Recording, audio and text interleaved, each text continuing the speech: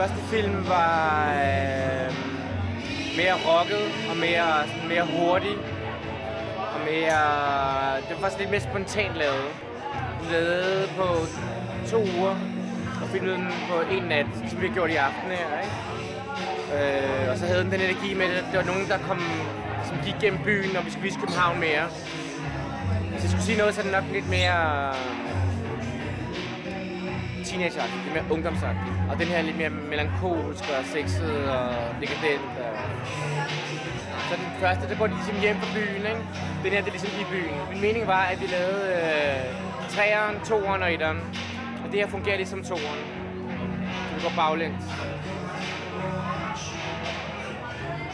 Der er masser af været gavmild, kan man sige, på mange områder. Så det er virkelig en fantastisk måde, en fantastisk legeplads. Altså virkelig at sprede sig så meget man kan, ikke? At det er en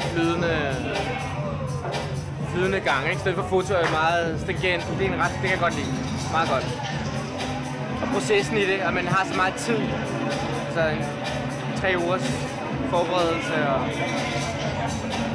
Ja, så det er sådan meget... Man ved, hvad man gør hele tiden, ikke? Så jeg vil sige, vi er enormt heldige, at de 2 modeller, vi har her, de er toppen. Så det er virkelig de bedste modeller, man kan få i verden, faktisk, ikke? Så enormt let, fordi de er så øvede. Selv tak.